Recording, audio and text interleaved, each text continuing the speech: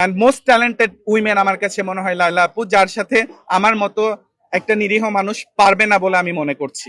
Without any reason Laila আমার বিপক্ষে যে স্টেটমেন্ট দিচ্ছে এবং লায়লা আমার বিপক্ষে যে ধরনের কথা বলেছে, তার মধ্যে সবচেয়ে কষ্টজনক যে কথাটা, সেটা সে আমাকে বলেছে আমার নাকি কখনো অকাদ হয় নাই তার সিঁড়ি বেয়ে তার বেডরুমে যাওয়া। আমি কয়েকবার লায়লার বেডরুমে গিয়েছি এবং আমার সাথে একজন জার্নালিস্ট ছিল, ওনার একটা প্রোগ্রাম ছিল, আমি নাম বলতে চাই না। আমি নিজে যে লায়লা বেডে শুয়েছিল, আমি লায়লাকে ফেসিয়াল করে দেওয়ার একটা ভিডিও করেছি, সেই ভিডিওগুলো আমার কাছে আছে এবং লায়লা আর আমি নিজে বসে ওইখানে ভিডিও করেছি, সেই ভিডিও আছে। এবং আপনারা আরেকটা সোশ্যাল মিডিয়াতে আমার টিকটকে ভিডিও দেখবেন, লায়লা চেয়ারে বসেছিল, আমি পেছন থেকে একটা ব্ল্যাক টি শার্ট পরে লায়লার মাথা বেঁধে দিচ্ছিলাম, ওইটাও লায়লার বেডরুম ছিল। এই সব ভিডিওগুলো আমার কাছে আছে।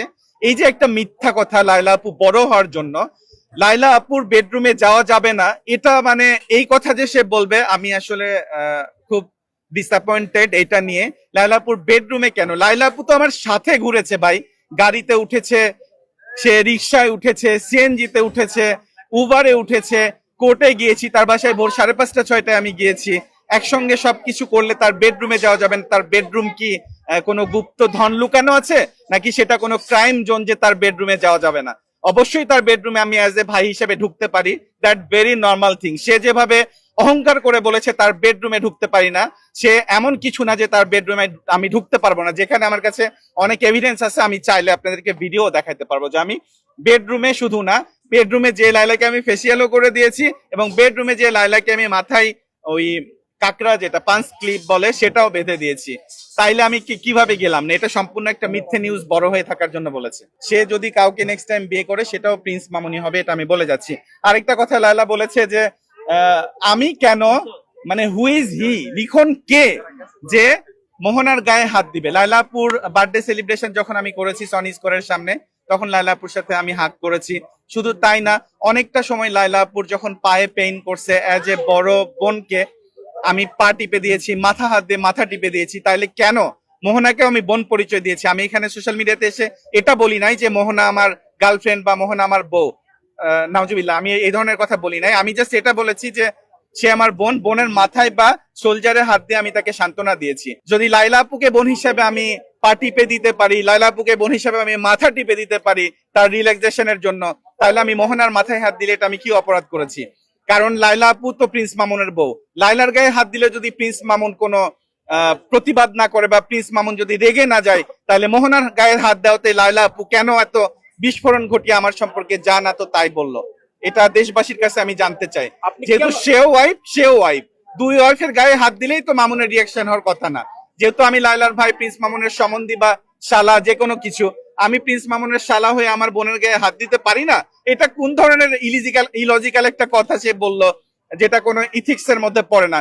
ঢাকা ইউনিভার্সিটির একজন স্টুডেন্ট লায়লা আপু, সে কিভাবে বলে আমি যদি সে যদি আমার বোন হয়ে থাকে, তার গায়ে কেন, তার পায়ে কেন আমি তাকে গুড টাচ গুলো করতে পারি, যেটা একজন ভাই হিসেবে করতে পারে, সেটাকে সে সমাজে এক্সপোজ করেছে অনেক ব্যাড ভাবে, যেটা আই ক্যান টলারেট। উনি একজন ঢাকা ইউনিভার্সিটির স্টুডেন্ট হয়ে, আমার কাছে মনে হচ্ছে যে ওনার অনেক বয়স হয়ে গেছে, এই জন্য মাথা কোনো কাজ করছে না। এখন সে ভুলভাল বলে মানুষকে এই ধরনের নেগেটিভ ভাইব সরানোর চেষ্টা করছে। লিখন একটা ভালো ছেলে, সেটা লিখনের পরিবার জানে, লিখনের মার কাছে, লিখনের বোনদের কাছে, লিখনের বাচ্চার কাছে, লিখনের আত্মীয় স্বজনের কাছে লায়লা আমাকে এত ছোট করে দিয়েছে, আমি জীবনে কখনো লায়লাকে মাফ করবো না। লায়লা বলেছে না যে কেন তুমি, আমি মারা গেলেও যেন লিখন আমার আশেপাশে না আসে। আমি তো সেই মহিলার পাশে কখনোই যেতে চাই না যে সেকেন্ডের মধ্যে পোল্টি মারলো। আমি তো কোনো পোল্টি মারি নাই। সে বলছে প্রিন্স মামুনের সাথে মামলা আমি আপোষ করেছি। বিলিভ মি, সেখানে যাওয়ার আগের দিন আমার পকেটে 260 টাকা ছিল। আমি লায়লা আপুকে মেসেজ দিয়ে বলেছি যে আপু, আমার তো আপাতত সেলুনটা আমি মুভ করছি, সেলুনটাও বন্ধ, তো আমি বাসায়ও নেই, তো আমার কাছে টাকা নেই, তুমি 1000 টাকা পাঠাও। আপুকে আমি বলেছি, এবং আপুর ক্যামেরাম্যান যে আছে ফারহান, তাকেও আমি বলেছি যে আমাকে একটু আপুকে বলো না 1000 টাকা পাঠাতে, বা ফারহান তুমি দাও, মামলার ডেট আছে, আমি যাবো। এন্ড আমি অ্যাডভোকেট সাব্বিরকেও কল করেছি 6:30টার দিকে, যে ভাইয়া আমি হচ্ছে কোর্টে আসবো, তো আমার হচ্ছে একটু এরকম প্রবলেম হয়েছে।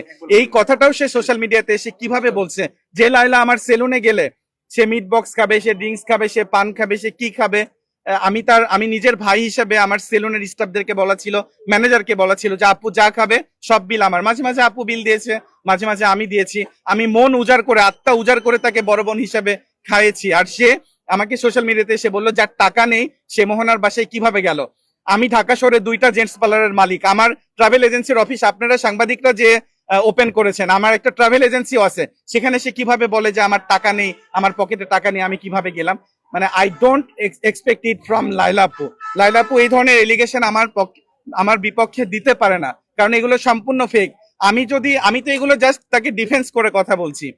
নেক্সট টাইম যদি আমার মুখ খুলতে সে বাধ্য করে, আমার মনে হয় না সমাজে সে মুখ দেখানোর লাইক থাকবে, আমার মনে হয় না সমাজে সে মুখ দেখাইতে পারবে। এবং তার যে কাজটা একটু কিছু হলেই মানুষের আইডি নষ্ট করে দেওয়া, আমি জানি সে আমার আইডি গুলো ডিসেবল করে দেওয়ার চেষ্টা করবে, সে আমার টিকটক বা ফেসবুক আইডি নষ্ট করে দেওয়ার চেষ্টা করবে। অ্যান্ড আমার আইডি যখন নষ্ট করবে, এটা ইটস ট্রু যেটা লালা আপু করেছে, কারণ সে তার স্বার্থের জন্য যে কোনো কাজ করতে বাধ্য।